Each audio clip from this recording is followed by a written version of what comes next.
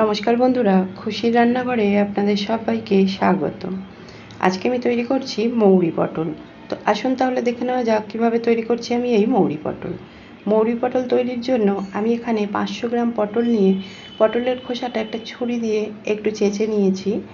তারপর পটলগুলোকে ভালো করে ধুয়ে নিয়ে পটলগুলোকে দু টুকরো করে নিয়েছি। এরপর এই পটলের মধ্যে আমি দিয়ে দিচ্ছি স্বাদ অনুযায়ী লবণ, আর দিচ্ছি 1 চামচ পরিমাণ হলুদ গুঁড়ো। দিয়ে লবণ আর হলুদটা খুব ভালো করে পটলের সাথে মাখিয়ে নিচ্ছি। খুব ভালো করে মাখিয়ে নিয়ে পটলগুলো আমি 10 মিনিট রেখে দিচ্ছি। আর এই মৌরি পটল তৈরির জন্য আমি এখানে নিয়ে নিয়েছি দুটো আলু, লম্বা লম্বা করে টুকরো করে কেটে নিয়েছি। তারপর আলুগুলোকে খুব ভালো করে ধুয়ে নিয়েছি। এরপর উনানে একটা কড়াই বসিয়ে দিয়ে কড়াইয়ের মধ্যে আমি দিয়ে দিচ্ছি 1 চামচ পরিমাণ গোটা মৌরি, আর দিচ্ছি দুটো ছোট ছোট দারচিনির স্টিক। দিয়ে গ্যাসের ফ্লেমটা লো হিটে রেখে এই মৌরি আর দারচিনিটা আমি একটু নাড়াচাড়া করে ভেজে নিচ্ছি। দেখুন মৌরিটা আমার ভাজা হয়ে গেছে। এই পর্যায়ে আমি এটা নামিয়ে নিয়ে ঠান্ডা করে নিয়ে গুঁড়িয়ে নেব। তারপর ওই কড়াইয়ের মধ্যে আমি দিয়ে দিচ্ছি বেশ কিছুটা পরিমাণ সর্ষের তেল। তেলটাকে ভালো করে গরম করে নিয়ে এর মধ্যে দিয়ে দিলাম লবণ হলুদ মাখিয়ে রাখা পটলগুলো। গ্যাসের ফ্লেমটাকে মিডিয়ামে করে দিয়ে এই পটলগুলো একটু নাড়াচাড়া করে নিয়ে একটু অপেক্ষা করব একটা দিক ভেজে নেওয়া অবধি। দেখুন একটা দিক ভাজা হয়ে গেছে। এই পর্যায়ে আমি অপর দিকটা আবার একটু নাড়াচাড়া করে উল্টিয়ে দিচ্ছি। এইভাবে আমি বেশ কয়েকবার নাড়াচাড়া করে পটলগুলোকে ভেজে নিচ্ছি। দেখুন সমস্ত পটলগুলো আমার ভাজা হয়ে গেছে। এই পর্যায়ে আমি পটলগুলো তুলে রাখছি।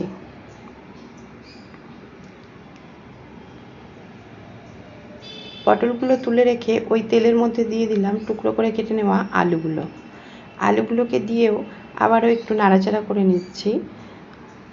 তারপরে এই আলুর মধ্যে আমি দিয়ে দিচ্ছি স্বাদ অনুযায়ী লবণ। লবণ দিয়ে লবণটাকেও আলুর সাথে একটু নাড়াচাড়া করে নিচ্ছি।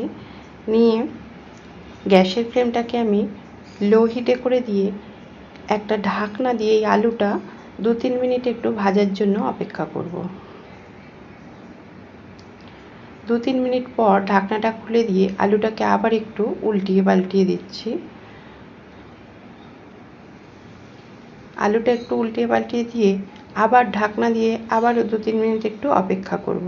আর এইভাবে আলুটা বারবার ঢাকনা দিয়ে ভাজার ফলে আলুটা খুব তাড়াতাড়ি সিদ্ধ হয়ে যায়।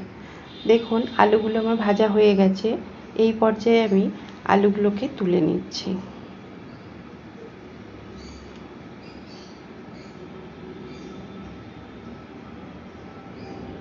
সমস্ত আলুগুলো তুলে নিয়ে ওই তেলের মধ্যে আমি আরও একটু তেল দিয়ে দিয়েছি। তারপর তেলটা গরম করে নিয়ে ওর মধ্যে দিয়ে দিলাম একটা তেজপাতা আর দুটো কাঁচা লঙ্কা। কাঁচা লঙ্কাগুলো একটু চিড়ে দিয়েছি। এরপর একটু নাড়াচাড়া করে নিচ্ছি। একটু নাড়াচাড়া করে নিয়ে এর মধ্যে দিয়ে দিচ্ছি আমি যে মৌরিটা ভেজে নিয়ে গুঁড়িয়ে রেখেছিলাম সেই মৌরি গুঁড়ো 1/2 চামচ পরিমাণ। গ্যাসের ফ্লেমটা আমি এখানে লো হিটে করে রেখেছি।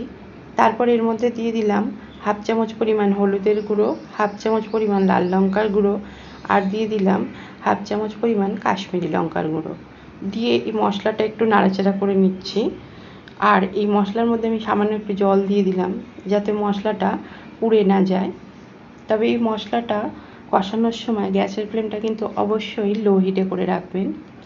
বেশ কয়েকবার নাড়াচাড়া করে মশলাটা আমি একটু কষিয়ে নিচ্ছি। এরপর এর মধ্যে আমি দিয়ে দিচ্ছি সামান্য একটু লবণ। যেহেতু আমি আলু এবং পটলে লবণ দিয়ে ভেজেছিলাম সেই জন্য অল্প একটু লবণ দিলাম। দিয়ে দিলাম 1 চামচ পরিমাণ আদা বাটা। আদা বাটাটা দিয়ে একটু ভেজে নিচ্ছি যাতে আদার কাঁচা গন্ধটা চলে যায়। আদা বাটাটা একটু নাড়াচাড়া করে ভেজে নিয়ে এর মধ্যে দিয়ে দিলাম 1/2 কাপ পরিমাণ জল। জলটা দিয়ে খুব ভালো করে মশলার সাথে মিশিয়ে দিয়ে একটু গরম হতে দিচ্ছি। জলটা যখন একটু গরম হয়ে গেছে সেই পর্যায়ে এর মধ্যে দিয়ে দিচ্ছি ভেজে তুলে রাখা আলুগুলো। এই পর্যায়ে গ্যাসের ফ্লেমটাকে মিডিয়ামে করে দিয়ে আলুটা একটা ঢাকনা দিয়ে রান্না হতে দেব আমি 2-3 মিনিটের জন্য। 2-3 মিনিট পর ঢাকনাটা খুলে দিয়েছি আর আলুটা একটু নাড়াচাড়া করে নিচ্ছি। এরপরে এই আলুর মধ্যে আমি দিয়ে দিচ্ছি ভেজে তুলে রাখা পটলগুলো দিয়েও আলুর সাথে খুব ভালো করে নাড়াচাড়া করে কষিয়ে নেব। আর এই পর্যায়ে গ্যাসের ফ্লেমটা আমি মিডিয়ামে করে দিয়েছি। মিডিয়াম ফ্লেমে আলু আর পটলটা ভালো করে একটু কষিয়ে নিচ্ছি। আর বারবার ঢাকনা দিয়ে আলুটা ভাজার ফলে দেখুন আলুটা তাড়াতাড়ি সিদ্ধ হয়ে গেছে। এই পর্যায়ে আমি এর মধ্যে দিয়ে দিলাম সামান্য একটু জল। এরপর গ্যাসের ফ্লেমটা আমি লো হিটে করে রেখে এর মধ্যে দিয়ে দিলাম 1 কাপ পরিমাণ দুধ। আর এই দুধটা আমি আগে থেকে জাল করে ঠান্ডা করে রেখেছিলাম। দুধটা দেওয়ার পর গ্যাসের ফ্লেমটা আমি লো হিটেই করে রেখেছি, কারণ গ্যাসের ফ্লেমটা যদি মিডিয়াম বা জোরে করে দিই তাহলে দুধটা কেটে যেতে পারে। সেই জন্য লো হিটে রেখে এই দুধটা একটু আমি ফুটতে দেব। এর মধ্যে আমি দিয়ে দিলাম 1 চামচ পরিমাণ চিনি। যেহেতু এটা সম্পূর্ণ নিরামিষ রান্না সেই জন্য 1 চামচ চিনি দিলাম। আপনারা চাইলে এটা নাও দিতে পারেন, তবে চিনিটা দিলে মৌরি পটলের স্বাদটা খুব সুন্দর হয়। একটু নাড়াচাড়া করে দিচ্ছি আর দেখুন ঝোলটা বেশ ফুটতে শুরু করেছে। এই পর্যায়ে আমি এর মধ্যে একটা মশলা দিয়ে দেব। তার জন্য উনানে আমি একটা ফ্রাই প্যান বসিয়ে দিয়ে এর মধ্যে দিয়ে দিচ্ছি 1 চামচ পরিমাণ ঘি। দিয়ে ঘিটা খুব ভালো করে গরম হয়ে গেলে এর মধ্যে আমি দিয়ে দেবো আমি যে মৌরিটা ভেজে গুঁড়িয়ে রেখেছিলাম সেই 1/2 চামচ মৌরির গুঁড়ো। এই মৌরিটা কিন্তু আমি খুব মিহি করে গুঁড়াইনি, একটু দানা দানা রেখেছি। মৌরি গুঁড়োটা দিয়ে একটু নাড়াচাড়া করে ভেজে নিচ্ছি। যখন এর থেকে একটা সুন্দর গন্ধ বেরিয়েছে সেই পর্যায়ে এই ঘিটা আমি এই পটল আর আলুর মধ্যে দিয়ে দিচ্ছি। আর ঘিয়ের মধ্যে মৌরি ভাজলে খুব সুন্দর একটা গন্ধ বেরোয়। এটা দিয়ে দেওয়ার পর একটু নাড়াচাড়া করে নিচ্ছি। একটু নাড়াচাড়া করে নিয়ে এর মধ্যে একটা ঢাকনা দিয়ে আমি 2 মিনিট মতো বসিয়ে রাখবো লো ফ্লেমে। 2 মিনিট মতো পর ঢাকনাটা খুলে দিয়েছি আর গ্যাসের ফ্লেমটা বন্ধ করে দিয়েছি। দেখুন আমার মৌরি পটলটা রান্না হয়ে গেছে। এই পর্যায়ে আমি এটা নামিয়ে নিচ্ছি। দেখুন আমার মৌরি পটলটা কতটা লোভনীয় হয়েছে।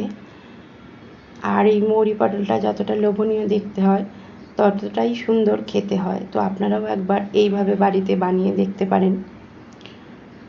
বন্ধুরা, আজকে আমার এই মৌরি পটলের রেসিপি আপনাদের কেমন লাগলো অবশ্যই মতামত জানাবেন। যদি ভালো লেগে থাকে তাহলে একটা লাইক দেবেন। আর যদি আমার চ্যানেলের নতুন বন্ধু হয়ে থাকেন তাহলে আমার এই চ্যানেলটি সাবস্ক্রাইব করে দেওয়ার অনুরোধ রাখলাম। ধন্যবাদ।